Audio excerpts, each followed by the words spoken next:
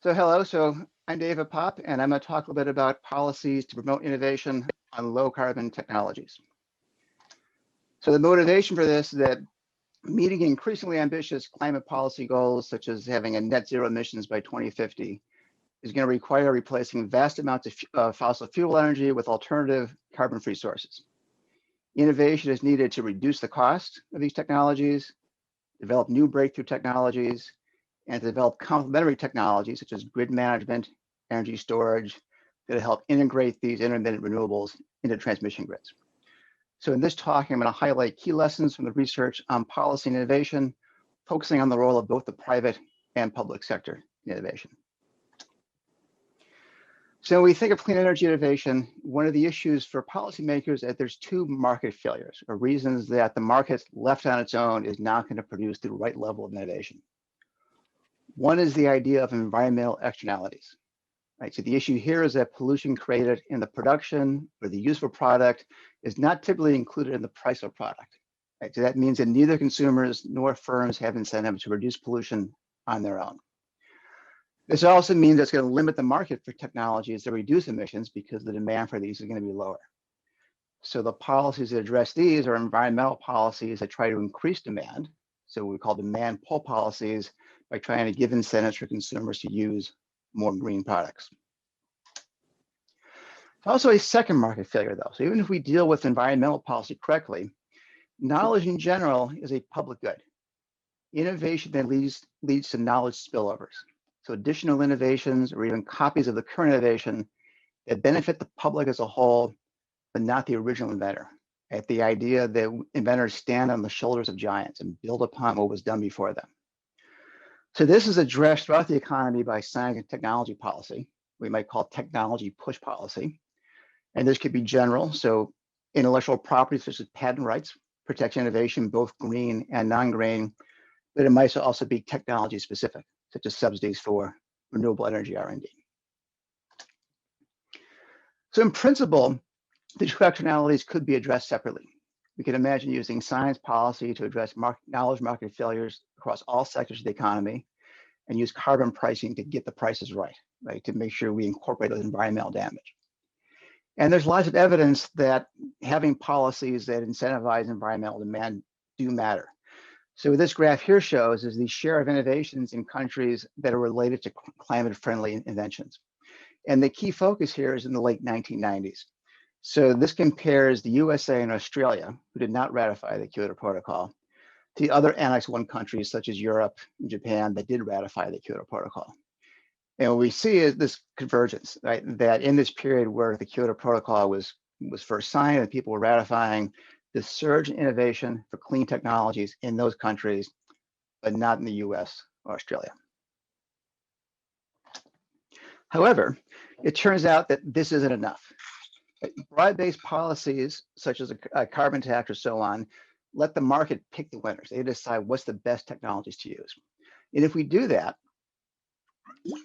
research shows that we'll end up focusing on technologies that are closest to being ready for the markets. This is work I did with colleagues at the OECD back in 2010. So we were studying innovation in the early 2000s.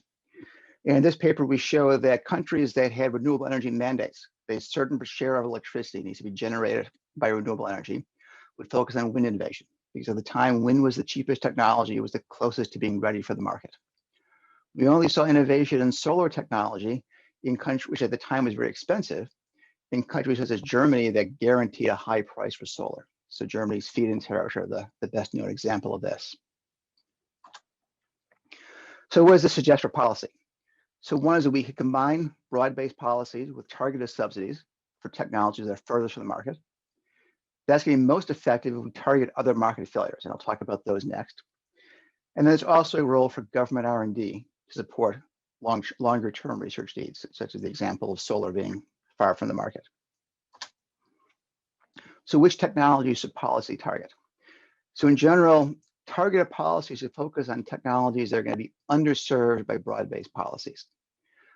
So what might these be? So I want to start by showing this graph. So we see this big increase.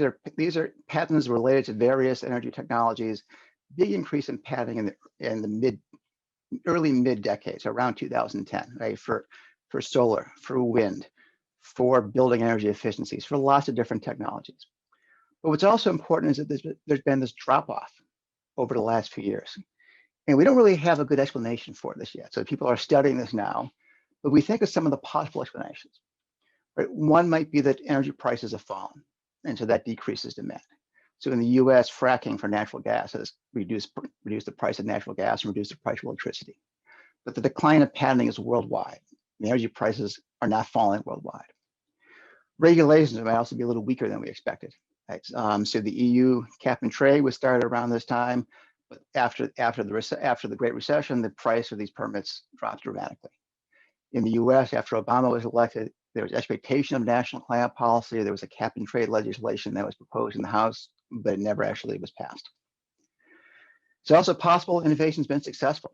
So by 2017, the cost of solar photovoltaic had fallen lower than what experts had predicted would happen by the year 2030. So we were really, really successful in getting the cost of solar down. However, we see this same pattern of peaking innovation and then falling patenting for technologies such as energy storage, for integrating energy into the electricity grid, for smart grid technology, where we really haven't yet mastered these technologies, where there's still innovation needs left. So these are things that are really important to focus on, right? Which are thinking about the types of enabling policies that government might do, right? It's trying to focus on these policies that are going to help complement wind and solar and help integrate them into the grid. Thinking about which policies to use, what's really important is to think about what other market failures, what other things might be blocking these technologies from being successful. One thing that's important in energy are capital market failures. Energy innovations take a long time to get to market, longer than other technologies. They often have large fixed costs. Government support can help overcome those hurdles. So a couple examples in the US has Department of Energy has a loan guarantee program where they agree that they will pay back loans for companies that fail. This got a lot of negative press for the Cylinder case in 2011, which is, the US could guarantee this loan, the company lost money and the US had to bail them out. However, this program as a whole actually made money. The interest they earned on loans from other successful companies more than covered the losses, right? So the government can help diversify and take on that risk in the way that the private sector can't. There's also these grants for small business innovation research. And a study of this program showed that the recipients were twice as likely to receive venture capital. They made more patents, they earned more revenue. They were more successful after receiving these grants. A second market failure is path dependency. So we have electric vehicles, we need charging infrastructure. The private sector doesn't want to do that because there's not a lot of electric vehicles. But people won't purchase electric vehicles until there's charging infrastructure. So how do we solve this problem? Actually, the early adopters of electric vehicles are providing these network effects. And so that justifies subsidies for these technologies where there are these complementary technologies working together. This is the idea of path dependency. Another thing you'll see in the literature, which is I want to emphasize because it comes up a lot, but it's a little less important, is the idea of learning by doing.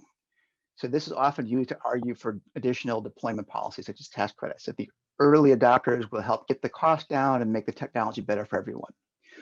But it turns out these effects tend to be small and that the R&D market failures are more important. So people have studied this suggest that actually more R&D spending is more effective than additional targeting policy, and that the current policy makes sense to favor deployment a little too much. So that leads into this last idea, the knowledge spillovers, right? And there's evidence that there's a particular need for increased funding in clean energy R&D, that the spillovers for clean energy are particularly large because they're newer, more innovative technologies. So given that, what types of technology should government support, right? So we don't want to duplicate and crowd out private sector research. So focusing on basic research, technologies that are not yet close to market, specialized technology with small markets, so some industrial energy efficiency things, and applied research such as smart grids that might be more difficult to capture through the market. So the theme here you'll see is having high risk, high reward projects. I'll end with a successful example. How can the government promote these high risk, high reward projects? So the Department of Energy's Advanced Research Projects Agency, so RPE, does this very well. So the way RPE works, so they have very targeted calls for funding with clear measurable goals. The research teams need to meet these goals. The program directors are given the flexibility to terminate projects or to redirect money if these goals aren't being met.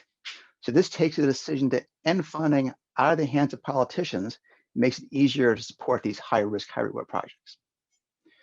So to sum up, targeted policies that address market failures are needed, even if broad-based carbon pricing becomes a reality. R&D is important and should complement these demand-side policies. It shouldn't be a substitute for them. And finally, I'll just add that these targeted policies also help build support for future broad-based policies. By getting the cost down, it makes it easier to get political support for things such as a carbon tax. Thank you.